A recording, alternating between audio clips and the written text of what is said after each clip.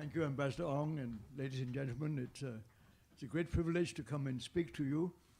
I do feel somewhat awed because most of you have training in military affairs and know much more about issues of national security, international security, non-traditional security, all aspects of which I have only learned by having been on the board of RSIS for quite a while.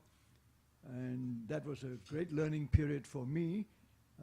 I joined the board in the days when it was still called the IDSS, and very much focused on strategic studies.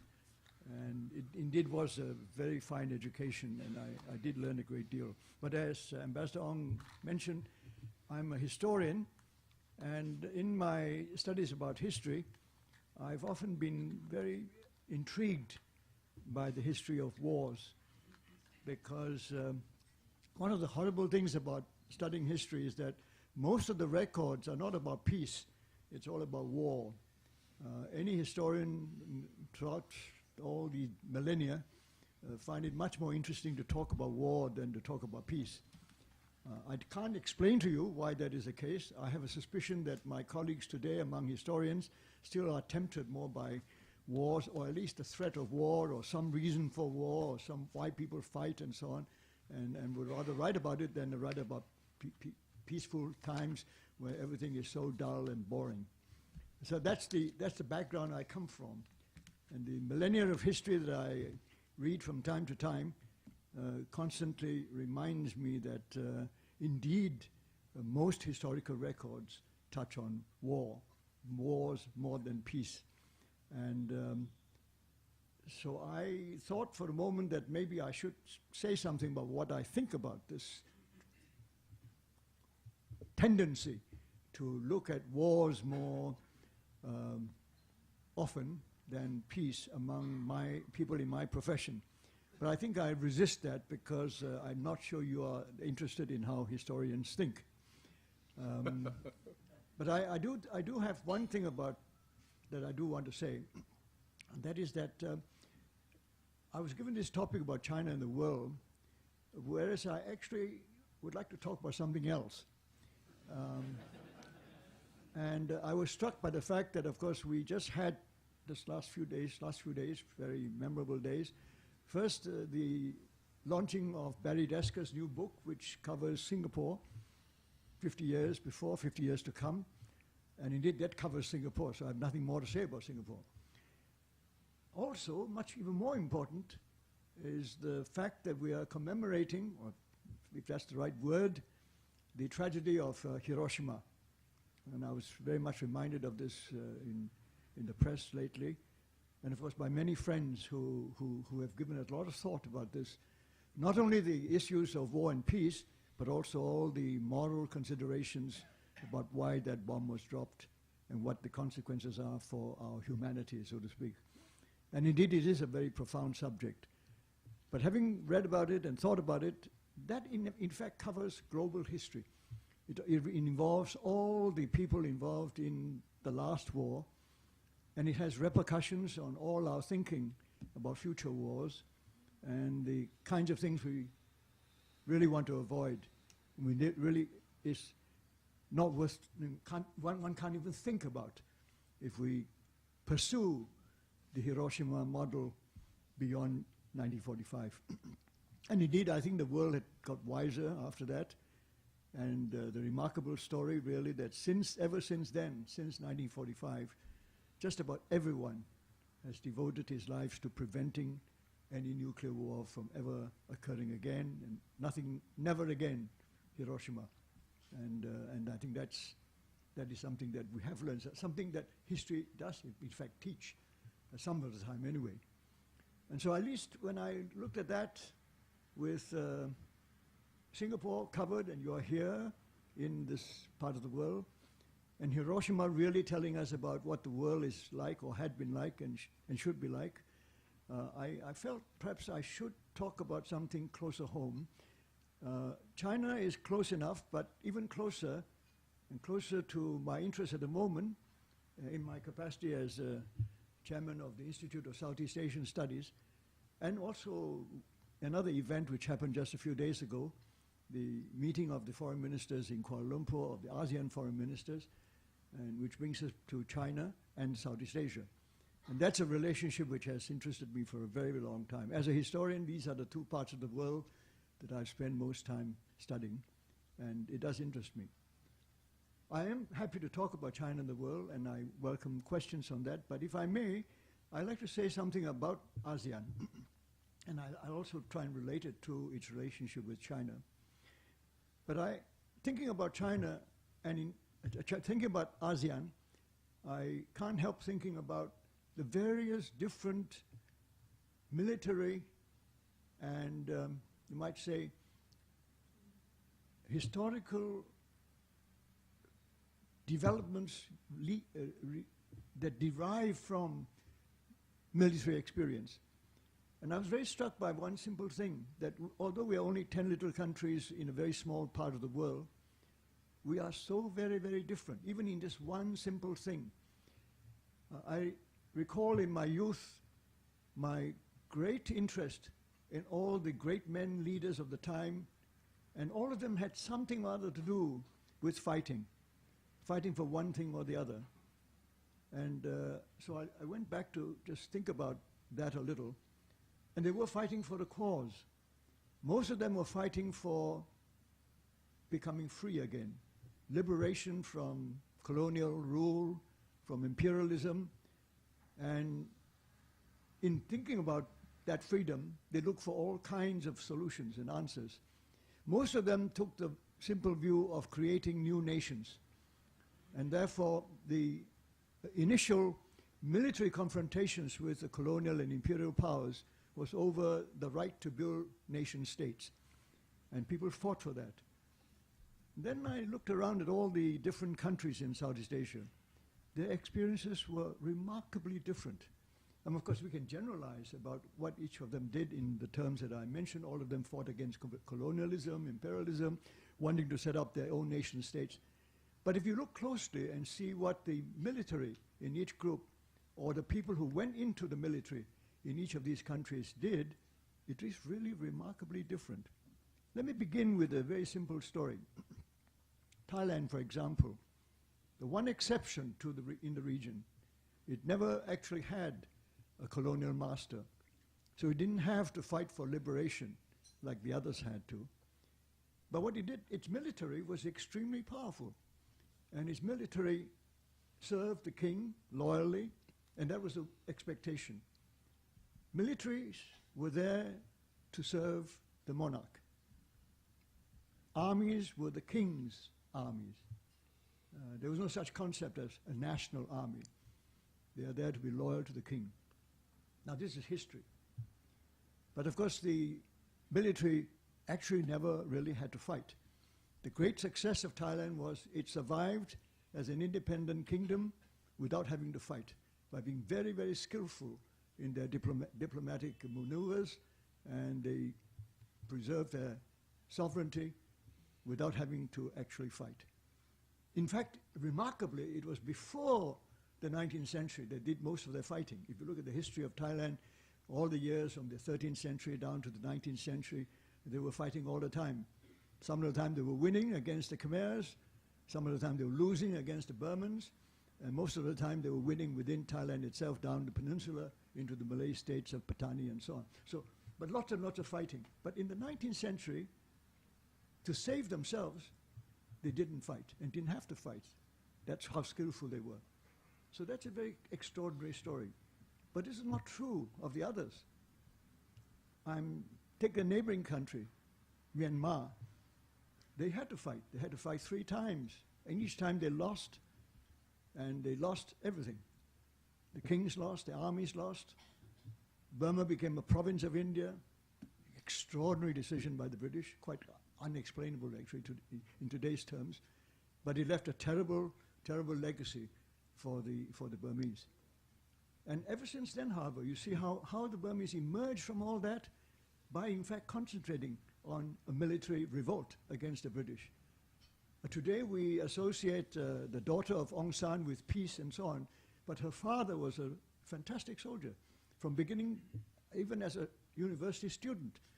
he thought in military terms, how to fight the British and get rid of the British. And he would do anything, collaborate with the Japanese, work with the Japanese, join the Japanese army, be trained by them, and be prepared to fight the British right across the country. And then realizing he made a mistake. But I don't need to go into the history of it, but the story is very clear that under those circumstances you have to fight, and you have a reason for fighting. The reason was very obvious, to get rid of the imperial powers. You were prepared to do anything. And he had lots of companions, all his fellow students, many others who joined him in this, going through that whole exercise with the Japanese. Not at all an easy period at all. Surviving it, most of it, except he was assassinated, you see, dying in violent death.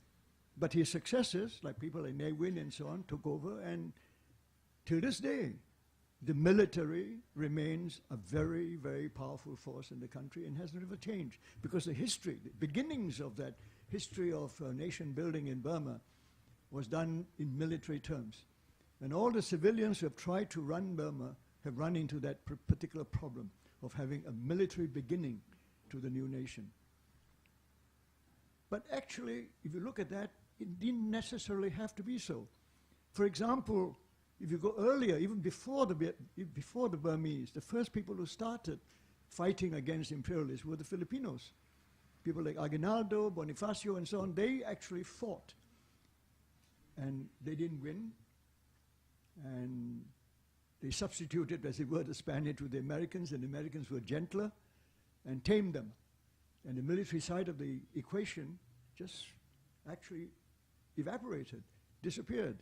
And they started afresh, being retrained, as it were, in American context, in a very, very different context. In a way, a modern military force was introduced to them, and they have remained so ever since. But nevertheless, if you look at the history of the Philippines in modern times, you see residual parts of it still coming through, because there was this revolutionary tradition in the military in the Philippines, so that you have, to this day, every now and then you talk about the possibility of a coup in the Philippines. I mean, it won't happen, I don't think so, but you hear about it, because there is that revolutionary tradition, that the military is not happy, who knows what they will do. But the other residual part is that the Moros still carry that tradition. They have been fighting ever since the beginning. Ever since the Spaniards came, the Americans came, the Filipinos became independent, and the Moros have continued to fight for the same kind of cause, in a way, fighting for their independence, their sovereignty, their own belief in their right to be sovereign. So that tradition is kind of equivocal compared to the Burmese one, which is very straightforward. The military demands their right, recognizes, identifies with the right of the military to be the rulers of the country, and it's an extremely hard thing to change. We take some of the others. I won't go to all of them, but just a quick run through, and you can see what I'm trying to say, how different they all are. For example, the Indonesians also had a revolutionary army, but not the same. It was essentially led by civilians like Sukarno and Hatta, and people like Sudirman had a moment of glory, but he didn't live long enough. And fortunately, the leadership of the civilians were acceptable, and there was a kind of good relationship for a while. But in the end, the question remains. If the civilians fail, the politicians fail, the military felt that they had a duty to save the country by removing the politicians and taking over and stepping in to run the country. And this is what President Suharto did, and he stayed for a long time, and the question of the role of the military remained a question mark for quite a long time. It was only in recent times that we are absolutely astonished at the way the Indonesian people have turned to democracy and civilian rule again. But we are not allowed to forget, ever, that there's always the Indonesian army somewhere in the background. We're never quite sure, and I don't think we'll be allowed to be quite sure, what they might or might not do. So but that's a different history again from that of Myanmar. Although they had somewhat similar beginnings, but they ended up quite differently. And then you look around again, very interesting Indochina story. Of course, the Indochina story is very complicated, I won't go into that, but it's essentially one of nationalists and communists, both willing to fight for the same cause, but for different goals. And in the end, of course, despite American intervention and the French trying to stay as long as they could, nevertheless they failed, and the nationalists actually lost to the communists. This is not supposed to happen. I mean, all the other countries, the nationalists won. They won in Burma, they won in Indonesia, in fact they won in Philippines as well, in Malaysia, elsewhere. But only in Vietnam, the nationalists lost to the communists. And it influenced the Khmer Rouge. The Laotian story is a bit more complicated, but I won't go into that. But the essential message there is that there is a different kind of military, a military that had a different kind of cause, an internationalist cause theoretically, but in fact they were nationalists themselves, and they won against nationalists. As I said, it was not supposed to happen. But they have become a communist leadership of a nationalist cause, and they have stayed all this while after their victory, and they remain committed to their way of dealing with the military. And there's an example in which we have examples. This is where I can bring in China, just to make sure that I'm somewhere in the title today, tonight. And the Chinese Communist Party has a system which the Vietnamese seem to have adopted too, and that is the party controls the army. Well, what's wrong with that? Except that it is not a national army. It is not an army that serves the nation. It's the army that is subordinated to the party and loyal to the party. And it's a different kind of army. In fact, it raises many, many questions about the relationship between politics and the military. When you have the political party actually controlling the army, and the army, at least in theory, absolutely loyal to the party, and not a national army. And that's part of ASEAN, with the military tradition which is totally different from the rest of us. I've saved for last 3 countries which don't quite fit any of these. Malaysia, Singapore, and Brunei are not the same. Here we have a somewhat different tradition. In fact, it's quite exceptional. In a way, we have a colonial heritage. Here we have military traditions which are more or less influenced by the British Commonwealth tradition of the role of the military. And up to now, anyway, there's no problems about that. Singapore, of course, was a bit special. In Malaysia, at least, there was already a tradition of a military, the Malay Regiment, which was loyal to the sultans. And then that was converted into a national army, and which had been trained in the Anglo-American tradition of modern role of the army in the modern state. And that has taken a certain shape and form, very different from the others. I cannot say that any of the other military share that particular tradition. I mean, many of you are from those countries, you know better than I do, but I'm giving you my historian's perspective of what I understand. Singapore is, of course, quite different, as you all know. I mean, as I said, Barry's got the book already, I can't add to that. But just simply to draw one point out of it is that it had no army when it started. It had to start from scratch, as it were. And in a way, that was very interesting. Every other country started with some kind of revolutionary army, some kind of beginnings of a national army, or trained by the colonials in preparation for independence. But Singapore really didn't have one. And Singapore had to invent an army that would fit a completely non-nationalistic condition, a plural society, multiple races and cultures, and in trying to establish a new kind of army that would actually help the nation-building process without resort to fighting. A very peaceful process of making Singaporeans loyal to their new nation. Quite an extraordinary role for national service and military training, and not at all to be found anywhere else in the region. So, to summarize, simply to say, you can see what I mean. ASEAN, 10 different countries, at least 6 or 7 different models of the relationship between the military and the political. And the only one which resembles our neighbor, our big neighbor, China, in which the party controls the gun, so to speak. But even that, you know, if you look back at it, I have to say that when I try to understand what it means to have a party controlling an army, it is something like the old tradition of the emperor having his own army. There's no such thing as a national army. All the emperors of China throughout the centuries have always won on the battlefield. They were, in other words, every emperor was a military leader who won on the battlefield and therefore claimed the right to rule with a mandate of heaven. And all his troops are his troops, the emperor's army. There's no such thing as a national army. And these military forces remain loyal all the time. So in one sense, this is not new. It's just that it is a different set of principles, different set of ideals, in the different set of rhetoric, and covered in terms of the modern technologies, modern methods of war, of course, a different range. But essentially the loyalty is somewhat similar to that. The party won the civil war in China on the battlefield, and with the army, that army belongs to the party and remains so thereafter. So it's a very separate tradition altogether. Again, to sum up, you can see in ASEAN, 10 countries getting together very well in so many ways, but on the question of relationship between politics and military, very, very different traditions prevail in each of those countries. And it is something I think needs to be borne in mind, because the question we want to know now is, when we have all these trainings, getting the military together to learn from each other and so on, there is behind it some kind of normative ideal about the ideal relationship between a nation and its military forces. There's a kind of ideal. And the ideal, I suppose, is based on the principles which have worked so well in the modern West, in Europe and in America, in which, of course, the country, the nation, comes first, and the political leaders come first.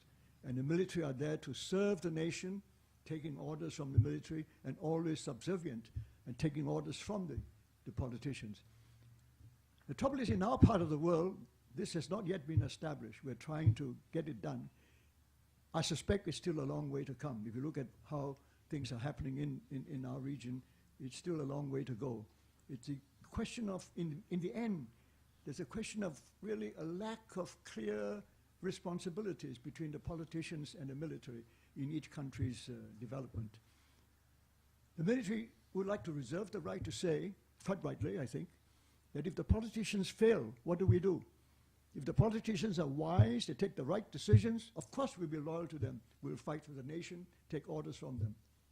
But should they be corrupt, greedy, degenerate, absolutely hopeless, stupid? Do we simply go on taking orders, or do we actually replace them and take over?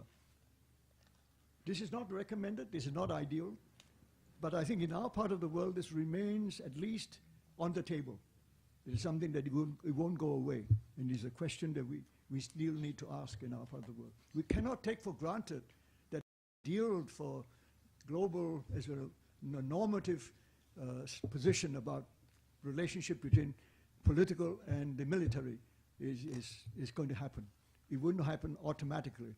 There are all sorts of questions behind, and most of all, and as a historian, I'm biased, but I'm going to say it very loudly, history matters. In other words, you've got to know what the background is of the politicians and the military in each country to understand how that relationship is going to develop in the future. And to me, that is the one lesson I've learned, and I think this applies not only to the small countries of ASEAN, it would even apply to China itself, to see how it will develop. Right now, we see quite clearly the party controls the gun, but it cannot ever be taken for granted that that will always be so. I think that is the ideal, the normative ideal in China. The leaders will want to keep it that way, but I would not dare to say that that will always be so. Bearing in mind that over thousands of years of Chinese history, the people who start a new dynasty or start trouble within the country has always been military in some form or the other, in the form of rebellion, revolution, bringing in foreign invaders to help local claimants for the throne or whatever it was. All kinds of mechanisms are used, but in the end, if the politicians and the civilians fail, there's always that feeling that the military would then have the legitimate right to take over and start again. So that is the background of the history of most of Asia is like that.